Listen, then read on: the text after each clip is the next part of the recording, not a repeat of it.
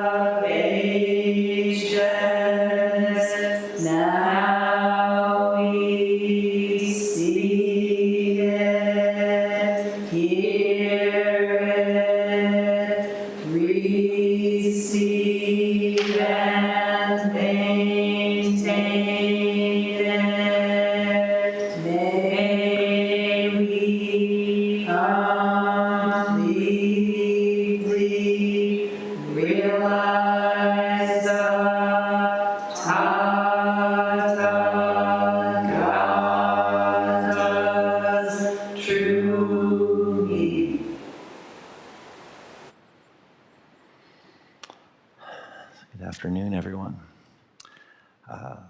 My name is Kaishin, and I've been asked by my teachers to offer some words of encouragement. And it's not uncommon for us to hear encouragement in session. It can be a challenging venture, physically, mentally. But there's a little bit more to what I've been asked in terms of offering encouragement. And it comes from the point of encouragement as Shuso, that you too, lest you already have, you too have the capacity and everything you need to get to this point in training. One of the things that happened to me today, early in the morning, or at some point in the morning, Rinsen asked me, he says, did you see Reverend Shokai's talk yesterday? And I said, no, I did not. And he says, make sure you see it and take notes. And so there were quite a few things in that really struck home. If you didn't see Reverend Shokai's talk yesterday, she talked about, I think, as you addressed it, all things Shuso, what it is to have a Shuso in the community. And one of the things that really struck me in what Reverend Shokai said was, and again, she was relaying what she was told by Rinsen and Doan, is that more than a position, more than a person, it's a process. And I thought, well, that's a fitting continuity, because there's an aspect to all of this training that is a process. And, you know, like so many processes, we're always in them. It's just a question of where. And it can be very easy seeing someone at some other stage of the process, particularly one that you have not yet gone through, and say that there's this, imagine that there's this gap in between that can't be met, or that there is something hidden or secret or magical or beyond capacity that's necessary to kind of get, feels icky saying the word, get from here to there. There's all sorts of, it feels like there's all sorts of error in that. Um, one of the funnier things that occurred to me as I was thinking about what it was that has nourished me to get to this point in the process. As I was thinking about all sorts of things that encouraged me to get into this point in the process. And like, oh, this in my head, this is starting to sound a little bit like, a Golden Globes acceptance speech. Well, I'd like to thank the Academy, and all of that. But a lot of it very much rings true. And I know we see elements of this during Open Sozon when we express our gratitude. None of the training that I've had the privilege to engage in would have been possible but for the commitment and the decision and the stakes in the ground, that unwavering intention for all of that from our teachers. And I can't thank them enough. Everything that they have made possible, that they've made available, flows from those decisions. And they came to those decisions at a point in their process, too. Something that they encountered.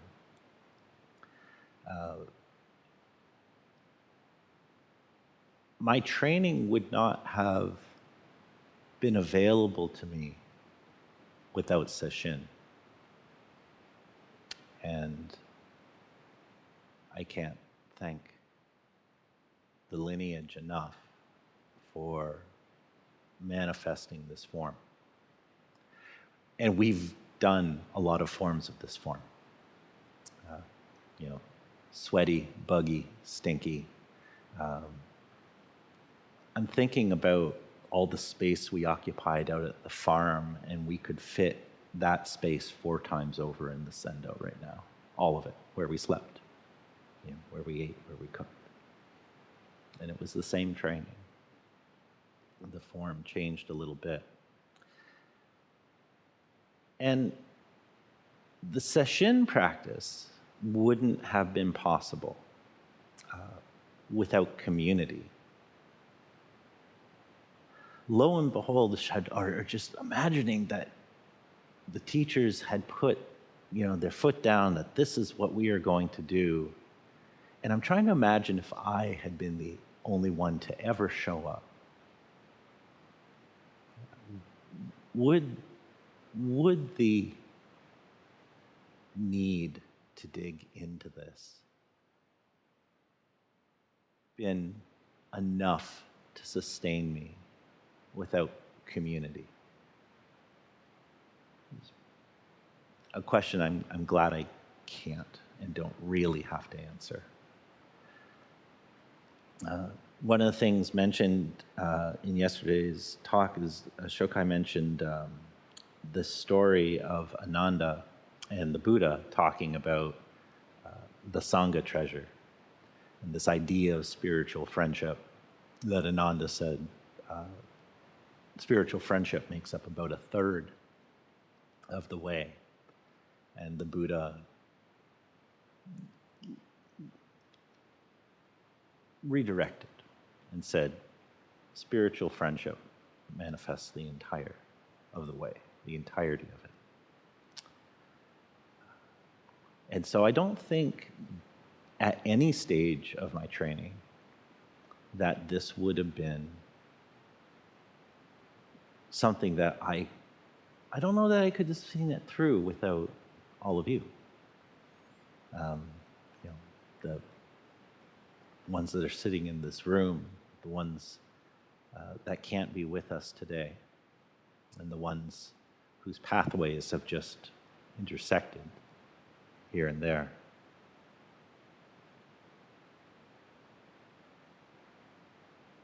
But for all of those things, they don't actually have the power to get us here. There's encouragement. I know I know in my bones it is easier to sit in community than to sit alone. But the work that we do is one of these things that we have to do ourselves. And at different times in our life, in different people's lives, it doesn't always line up to have the opportunity. When we step into this pathway, one of the earliest things we do in our training is we take refuge. And we start with taking refuge in the Buddha. In stepping up to give talks, it's encouraged that I quote from something I reference a source in the lineage. And so I'm going to reference a very recently published book that I think you can only get in-house right now. But quoting Rinzin in his talk in the Jukai book, listening again to the lines, it says, I take refuge in the Buddha, the oneness, the awakened nature of all beings. I take refuge in Buddha, in oneness, this same true nature. You express this true nature. I express this true nature.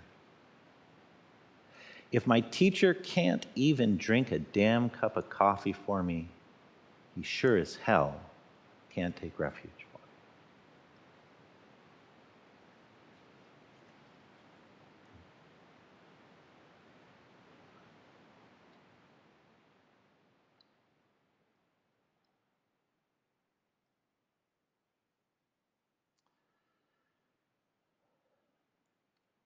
So that illusion that we might have that there's something between us and awakening, between us and somewhere we imagine we need to get to in life or in our training, it comes up because at some point we fail to really see or live into this idea that that nature is one true nature. This is the nature of Shakyamuni. It is the exact same nature as Bodhidharma, exact same nature as Dogen, exact same nature as Myo, exact same nature as Rinzai, exact same nature as Doan, exact same nature as Shokai, exact same nature as the two people I saw in Kinhin last night that I've never seen before. And the exact same nature of those people moving about the world who would never give rise to the thought of practice in this life.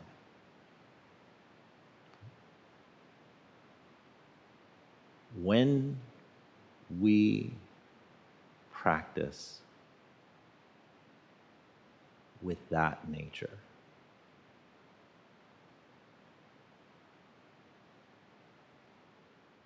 when we take up the seat of Zazen, we practice with that nature. And when we do this, we manifest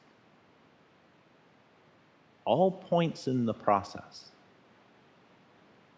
at that very moment.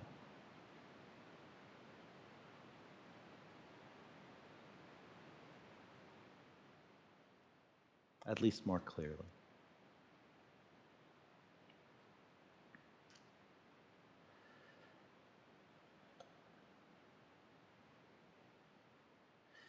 At this point in the process for me, again, drawing on words that I heard from yesterday,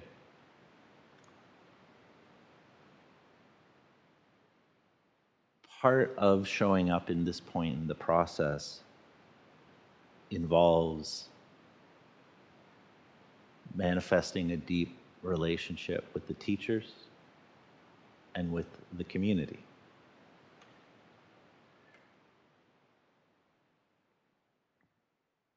We hear in the Shoken Covenant that the job of the teacher is to practice, and that the job of the student is to practice with the guidance of the teacher.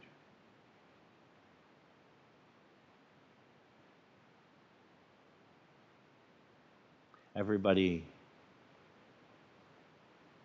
who is in this community right now, to one extent or another, is leaning into this. Whether they have formally taken up the relationship of teacher and student or not, something is drawing everyone to this seat of practice. There's something that we all maybe feel we need to resolve. There's something that hurts. Something that might feel like it's missing or might feel like it's incomplete.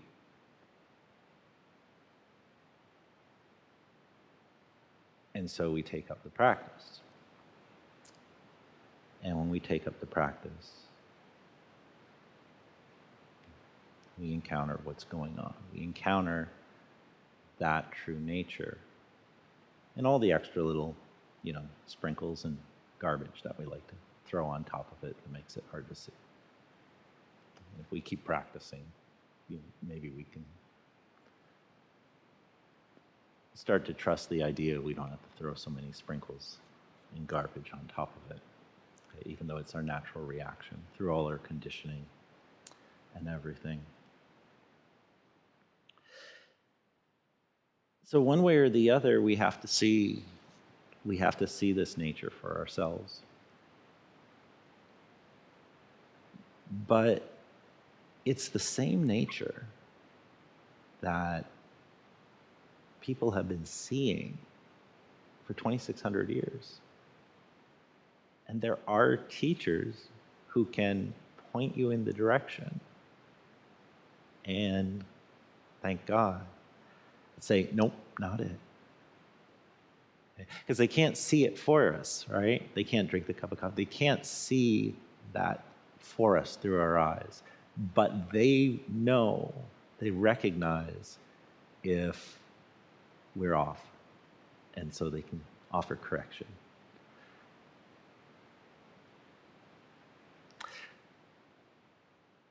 I want to give a bow to correction. When we come into practice, I've heard the teacher say many times that often a lot of the people who come into practice, they're accomplishing people. They're people who say, oh, I know how to get something done.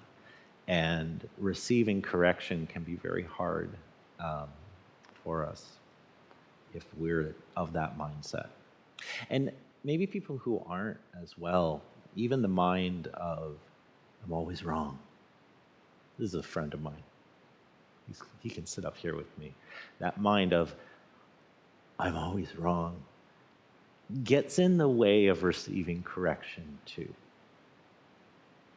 There's still that between you and just hearing. These are familiar demons, I imagine, in one form or another for all of us. So what do we do? Well, I think we've been hearing about it for the last couple of months from Dogen. Find a teacher. Now, one of the neat things woven into that is if you find a teacher, odds are you're finding a community. And you're finding a place where they're going to say, have a seat, sit still, count your breath. And you get solid at that, maybe ring a bell. No, not that way. It doesn't seem like it's this great grand solution to whatever brought us in the door.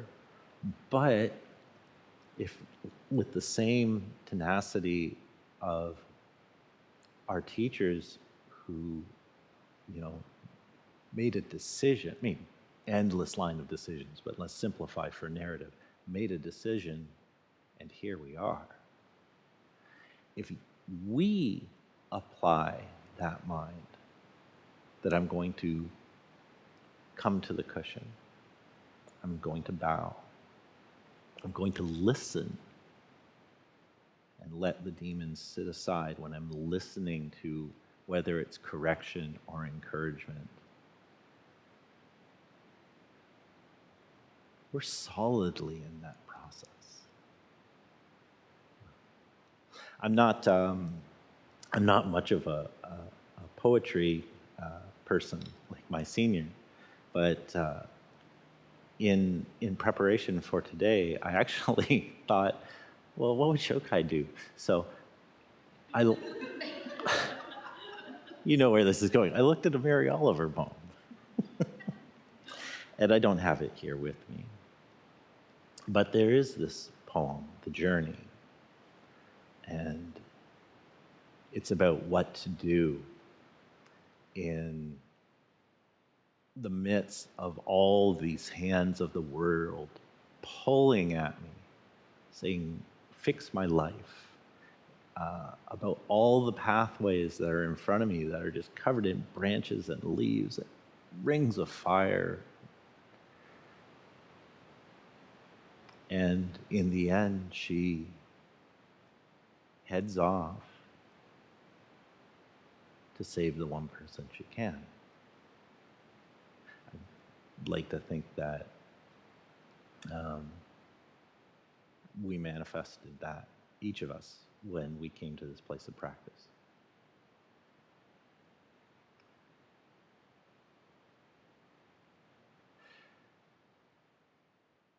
If I've spent this time trying to make it sound like a pathway to how do you do it, I could have saved us a lot of time. Turn towards Sangha, turn towards Zazen, turn towards the precepts, turn towards the teachers. Engage with what's going on.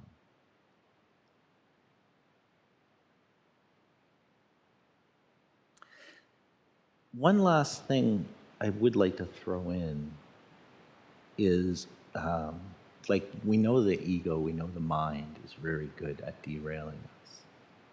And so we can still be sitting there and still have that subtext of, oh, yes, but not me. I am so broken. I am so gross and dirty in ways the world does not get to see. Parts that don't get shared. Okay, they don't make the social media filter. Forget social media. Think about the words that we would hear growing up about that which we should talk about in polite conversation. The way, the way Mr. Bondi shows up at school when it's time for art and music is different than the way Rob shows up on poker night. Same person, different audience, different people need different things. But if we convince ourselves that there are these shadow sides that preclude this practice, we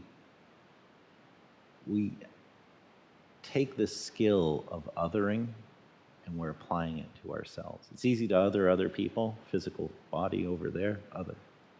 Okay? And then just take all the differences, they look different, they think different, whatever. But we can other ourselves. And it's very hard to get encouragement when our own othering, our internal othering takes shape, because we don't share some of those shadows with just about anyone. And so they can feed that voice of, yes, this is available to everybody. And man, the number of Shuso I hope to see up here, it makes me want to eat better so I can extend my life.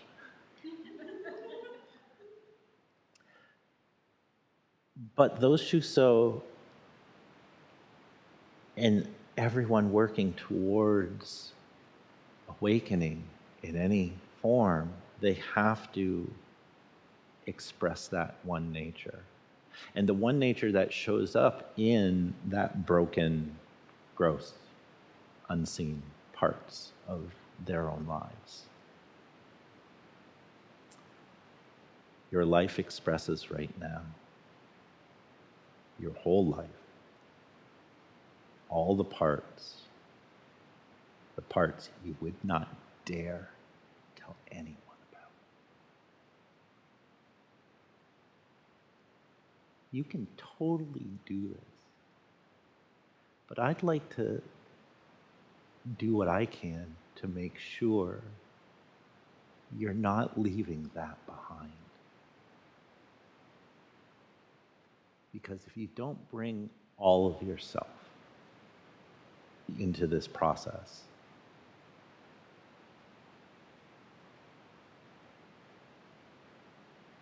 it's going to be a lot more difficult.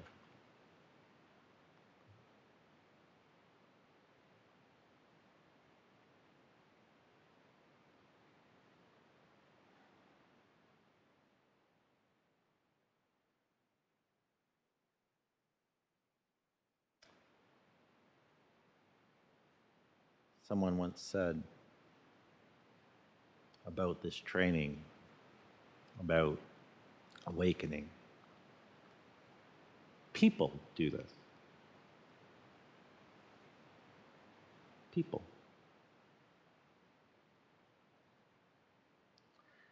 We especially are lucky to be born at a good time, where we have all of this opportunity and all of this all these guideposts laid out for us.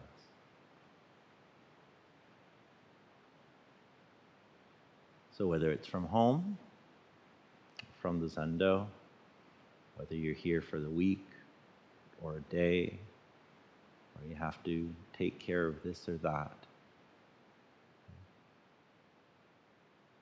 turn towards and let's go through this process together.